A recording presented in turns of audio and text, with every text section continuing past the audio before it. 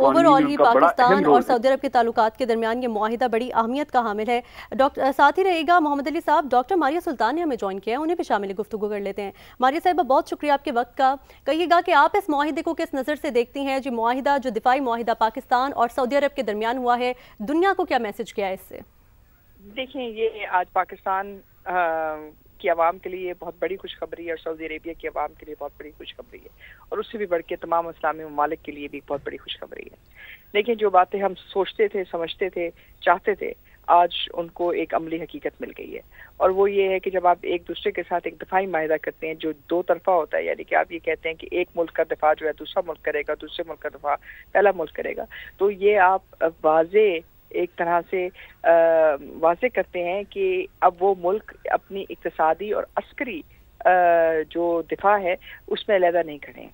دوسری بات یہ کہ آپ اس میں جو آپ کو چیلنجز تھے، جیسے پاکستان کو اقتصادی چیلنجز تھے، اور جو آپ کو ایک طرح سے سیکیورٹی چیلنج تھا ہندوستان کی طرف، آپ نے اس کو نہ صرف اس کا رد عمل دیا ہے بلکہ یہ بھی بتایا ہے کہ آپ ناقابل تسخیر دفاع حاصل کر سکیں گے ہر میدان میں۔ اور سعودی عربیہ کے لیے سب سے بڑی بات یہ ہے کہ انہوں نے ایک ایسے پارٹنر کو چنا ہے جو وہ جانتے ہیں کہ کبھی ان کو دھوکہ نہیں دے گا، کبھی ان کے مفاد کو پیچھے نہیں رکھے گا ان کے دفاع میں۔ تو جو میسج قطر نے، امریکہ نے اور اسرائیل نے قطر کو دیا تھا، یہ اس کا پہلا جواب ہے، اور میرے خیال سے اس کے بعد جو باقی اسلامک ممالک ہیں مشرق وسطیٰ میں، وہ بھی پاکستان کے ساتھ یہ معاہدہ کریں گے، اور یہ بنیاد ہے ایک اسلامک ملٹری الائنس کی، جس میں ہم امید رکھتے ہیں کہ آپ کی ٹریننگ سے لے کے، آپ کے ڈیفنس سے لے کے، آپ کے جو اقتصادی مفادات اور تحفظات ہیں، اس میں جو ہے ایک نیا ملٹری الائنس ابھرے گا پاکستان اور سعودی عربیہ کی سربراہی میں۔ ڈاکٹر صاحبہ، جیسا کہ ابھی آپ نے کہا کہ دیگر ممالک کے ساتھ بھی اس طرح کے معاہدے ہو سکتے ہیں، اور یہی بات ابھی محمد علی صاحب نے بھی کہی، آپ سمجھتی ہیں کہ پاکستان کی جو پوزیشن ہے وہ مڈل ایسٹ میں بھی پہلے سے بہت بہتر ہو کر سامنے آئی ہے، خاص طور پہ مارکہ حق کے بعد؟ دیکھیں، اس میں تو کوئی دو رائے نہیں ہے۔ مارکہ حق کے بعد جو آپ کو جیت حاصل ہوئی ہے وہ کس وجہ سے حاصل ہوئی ہے؟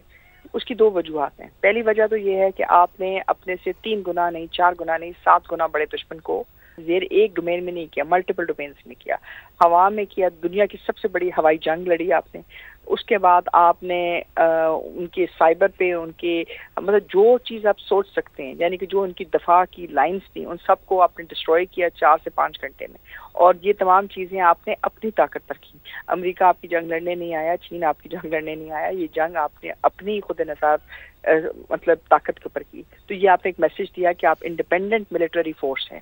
دوسرا یہ کہ آپ کی جو انڈیپینڈنٹ ملٹری فورس ہے یہ مطلب اپنے فیصلے، قومی فیصلے کر سکتی ہے اپنے مفاد کے تحت، اور اس کا جو سب سے بڑا جو چیلنج ہے وہ بھی قطر کو نظر آیا ہے۔ قطر میں اتنی بڑی امریکن بیس موجود ہے جو دراصل کس لیے تھی؟ امریکہ کی بیس نہیں ہے، وہ صرف قطر کے لیے بھی جوائنٹ بیس تھی، یعنی کہ اگر قطر کو خطرہ ہوتا تو اس کا جواب دیتی، لیکن انہوں نے کیا جواب دیا کہ ہم قطر کی حکومت سے افسوس کرتے ہیں، اور ہم نے ان کو 10 منٹ پہلے یہ بتایا کہ حملہ ہونے والا ہے، اور حملہ ہونے کے بعد انہوں نے کیا کیا؟ کچھ نہیں کیا۔ پھر ان کے پاس ٹریلینز آف ڈالرز کا جو ہے دفاعی اکوپمنٹ موجود ہے، اس سے وہ کسی ایک ہتھیار کو استعمال نہیں کر سکے۔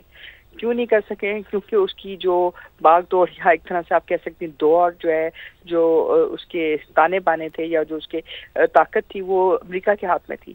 تو اس سے جو مشرق وسطیٰ کو جو میسج گیا وہ یہ تھا کہ چاہے آپ نے بلینز آف ڈالرز جو ہیں دفاع میں امریکہ سے ہتھیار خریدے، آپ کے ان کے ساتھ تجارتی تعلقات ٹریلینز آف ڈالرز میں ہیں، لیکن وہ نہ آپ کے اقتصادی مفاد کے لیے، نہ آپ کے دفاعی مفاد کے لیے کوئی جنگ لڑیں گے۔ یعنی کہ وہ چاہیں گے کہ آپ ان کے مفاد کے لیے جنگ لڑیں، لیکن ہم مطلب مشرق وسطیٰ کے لوگوں کے لیے جنگ لڑ رہے ہیں۔ تو یہ ایک طرح سے اعتماد ہے پاکستان کی دفاعی صلاحیت پر، لیڈرشپ کے اوپر، اور سب سے بڑی بات جو بنیاد المرصوص میں آپ کو کامیابی حاصل ہوئی ہے اپنی طاقت کے اوپر، اس کی وضاحت کہ پاکستان کا مستقبل انشاءاللہ تعالی روشن ہوگا، اور ساتھ ہی ساتھ آپ اپنی ریلیجس سائٹس مکہ مکرمہ اور مدینہ منورہ کا دفاع کر سکیں گے، لیکن اس سے بھی بڑھ کر مشرق وسطیٰ میں آپ ایک بہت بڑی طاقت بن کر ابھریں گے۔ جی ٹھیک ہے، محمد علی صاحب بھی ہمارے ساتھ ہی موجود ہیں۔ محمد علی صاحب، آپ کی جانب آؤں گی۔ آپ نے ڈاکٹر صاحبہ کی بات سنی، ان کی جیسا کہ انہوں نے کہا کہ کوئی کسی کی جنگ لڑنے نہیں آتا، امریکہ چاہتا تو یہ ہے کہ ان کی جنگیں لڑیں، لیکن وہ کسی کے مفاد میں کسی کی جنگ نہیں لڑتے۔ پاکستان ایک انڈیپینڈنٹ ملٹری پاور کے طور پر ابھرا ہے، خاص طور پہ مارکہ حق کے بعد، کیا کہیں گے آپ؟ دیکھیے، اس سال میں 2-3 چیزیں پوری دنیا کے سامنے واضح ہو گئی ہیں کہ ملٹری ٹیکنالوجی بہت امپورٹنٹ ہوتی ہے، لیکن صرف ملٹری ٹیکنالوجی کافی نہیں ہوتی. اس کی جو لیڈرشپ ہے، اس کی جو پلاننگ ہے، اس کی جو ٹیکٹکس ہیں، اس کی جو اسٹریٹجی ہے، اس کی جو اس کی ٹریننگ ہے، وہ تمام چیزیں مل کر ایک ایکو سسٹم بنتا ہے ملٹری کا، جو کہ کسی جنگ میں جو ہے استعمال کیا جاتا ہے. تو یہ صرف اربوں ڈالر کے اسلحہ لینے سے بھی، بھارت نے بھی تو اس کا ہم سے 9 گنا زیادہ ڈیفنس بجٹ ہے، تو ہم تو مقابلہ نہیں کر سکتے ان کا ڈیفنس بجٹ میں. لیکن ہمارا سپاہی اور ہمارا کمانڈر اور ہمارا لیڈر جو ہے، اس کی جو ٹریننگ، موٹیویشن اور پلاننگ کی کوالٹی ہے، اس کا مقابلہ بھارت اپنے وسائل سے بھی نہیں کر سکا. یہ ایک بہت بڑا میسج جو ہے پوری دنیا اور خصوصاً عالم اسلام کو اس وقت ایسے ٹائم پہ گیا ہے کہ جب ان کو بہت زیادہ اگریشن، انٹرونشن، رجیم چینج اور انسٹیبلٹی کا سامنا ہے. تو انہوں نے اس بات کو دیکھا ہے کہ امریکہ نے ٹریلینز آف ڈالر لگائے افغانستان میں، اور بھارت نے ہر سال وہ 75 ارب ڈالر لگاتا ہے اپنے ڈیفنس پہ. لیکن پاکستان میں کی تو جو فوج ہے، اس کے جو وسائل ہیں وہ بڑے محدود ہیں، لیکن ان کا مورال، ان کی لیڈرشپ، ان کی ٹریننگ، ان کی اسٹریٹجی، ان کی ٹیکٹکس جو ہے، ان کی جو آپریشنل کیپیبلٹی ہے، اس کا دنیا میں کوئی ثانی نہیں ہے. It's the man behind the gun. اور یہی چیز کا اعتراف آج اس ڈیفنس اگریمنٹ کے نتیجے میں سعودی لیڈرشپ نے بڑا وائزلی کیا ہے کہ ان کو اس بات کا بالکل احساس بہت ڈیپلی ہے. ان کا ڈیفنس بجٹ بھی ہم سے کئی گنا زیادہ ہے. ان کے پاس بھی جو ڈیفنس ٹیکنالوجی ہے وہ دنیا کے بہترین ویپن سسٹم ہے. پچھلے سال انہوں نے تقریباً 142 ارب ڈالر کی ڈیفنس ڈیلز کی تھی امریکہ سے. لیکن it's the man behind the گن.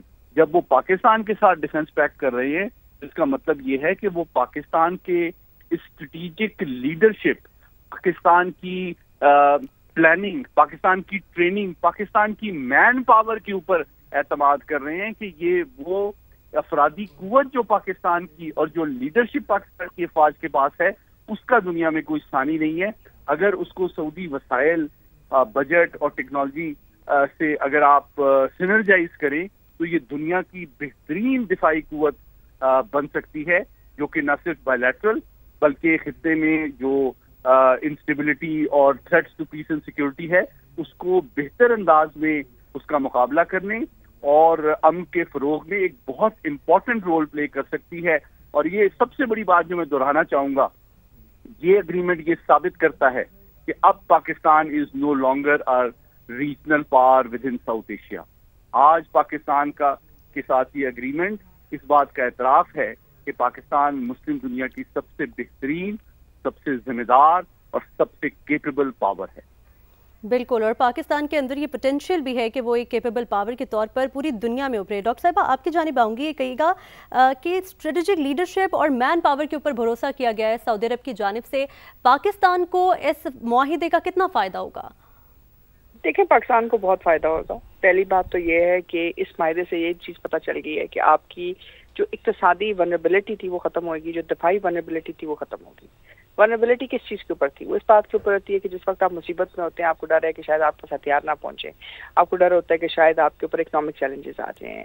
سعودی عربیہ دنیا کی سب سے بڑا آئل پروڈیوسنگ کنٹریز میں موجود ہے، وہ مطلب ایک طرح سے لیڈر ہے اوپیک کا، تو آپ کے پاس وہ موجود ہے. دوسرا یہ کہ ظاہر ہے جب آپ ایک الائنس بلڈ کرتے ہیں تو اس سے جو آپ کی دفاعی صلاحیت ہے، اس کا جو ڈیفنس سیکٹر ہے، اس کے اندر جو آپ کو نیسیسری انویسٹمنٹس چاہیے وہ ہوتی ہیں. جیسے اے آئی میں اب آپ کو چاہیے، جیسے مستقبل کی جو جنگیں ہیں وہ اے آئی میں لڑی جائیں گی. اب ظاہر ہے اے آئی کے اندر پیسے خرچ ہوتے ہیں. ہم سب جانتے ہیں کہ پاکستان ایک ترقی پذیر ملک ہے اور ہمارا دفاعی بجٹ ہمیشہ کم رہا ہے باوجود اس کے کہ جو بھی اس پہ تشریح کی گئی ہے. تو آپ کے جو چیلنجز ہیں جو ایک ماڈرن فورس کے لیے، ماڈرن ملٹری فورس کے لیے چاہیے، اگر آپ کو ایک اسٹرانگ الائنس بنتا ہے تو آپ کی جو مستقبل کے چیلنجز ہیں وہ آپ اس سے نکلتے آتے ہیں. دوسری بات یہ ہے کہ ظاہر ہے جب آپ یہ ملٹری ڈیولپمنٹ کرتے ہیں تو ساتھ ہی ساتھ آپ کو ایک پولیٹیکل سپورٹ بھی چاہیے ہوتی ہے, ایک آپ کو ڈپلومیٹک سپورٹ بھی چاہیے ہوتی ہے. آپ جنگ کے دوران اکیلے نہیں کھڑا ہونا چاہتے ہیں. تو اس ملٹری الائنس سے ایک طرح سے جنوبی ایشیا اور مشرق وسطیٰ میں پاکستان اور سعودی عربیہ کا جو الائنس ہے اس نے اس کو ایک طرح سے ایک انفلوئنس پاور پاکستان کو ٹو دا پاور آف 57 کر دیا ہے. یعنی کہ اسلامی ممالک اگر 57 ہے تو اس کے اندر جو سعودی عربیہ کا اثر و رسوخ ہے ان سارے ممالک کے اوپر وہ آپ کے پاس آ گیا ہے. پھر آپ کے پاس جو ٹریننگ ہے, جو آپ کے پاس ڈیولپمنٹ ہے, جو اکوپمنٹ ہے, جو تمام چیزیں ہیں, یعنی کہ جو راستے آپ کے لیے بند تھے وہ کھل گئے ہیں. اور اس سے بھی بڑھ کے جو ہندوستان کا اثر و رسوخ تھا مشرق وسطیٰ میں اس کو ایک بہت بڑا چیلنج ملا ہے, ایک بہت بڑا دھکا ملا ہے.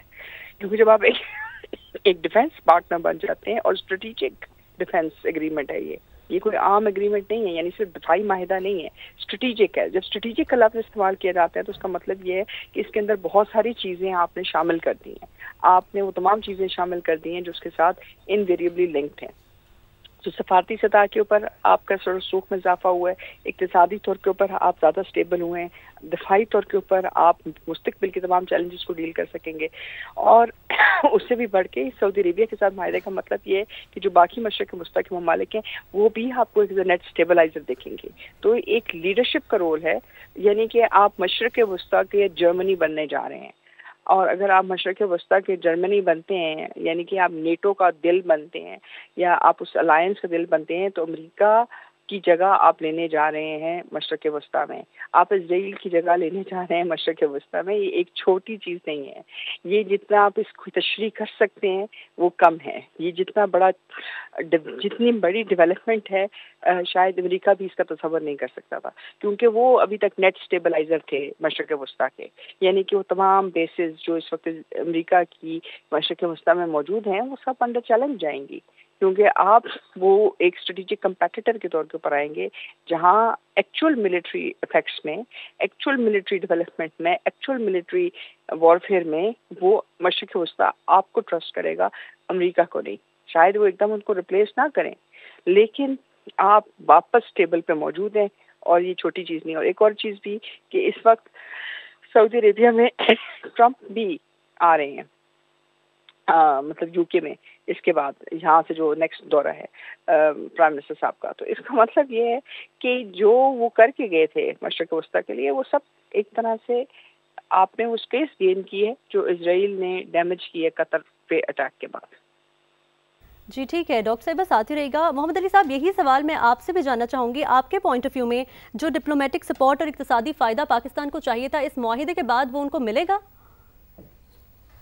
دیکھیے, میں سمجھتا ہوں یہ بالکل ریشنل اور لاجیکل اور نیچرل آؤٹ کم ہے اس اگریمنٹ کا, کیونکہ اگر پاکستان اپنی دفاعی صلاحیت, تجربے, استعداد سے سعودی عرب کو فائدہ دیتا ہے تو یقینی طور پہ ہم ایکسپیکٹ کریں گے کہ پاکستان کی جو معاشی چیلنجز ہیں, جو ہماری نیشنل سیکیورٹی کے حوالے سے اکنامک جو ہمیں چیلنجز ہیں ان کو کم کرنے میں, ان کو میٹ کرنے اور اوور کم کرنے میں سعودی عرب بھی یقیناً اپنا رول پلے کرے گا. اور جس طرح بھی ڈاکٹر ماریہ کہہ رہی تھی, میں ان سے بالکل متفق ہوں کہ دیکھیے آپ ایک طرح سے ایک سینرجی کریٹ کر رہے ہیں. یہ ایک طرح سے آپ یوں سمجھیں جس طرح نیٹو کی ایک ٹریٹی ہوتی ہے تو وہ صرف ڈیفینس پیکٹ نہیں ہوتا, وہ ان کی پھر foreign policy, defence policy, security policy, interoperability, training, وہ ساری چیزوں میں کوپریشن آگے بڑھتا ہے.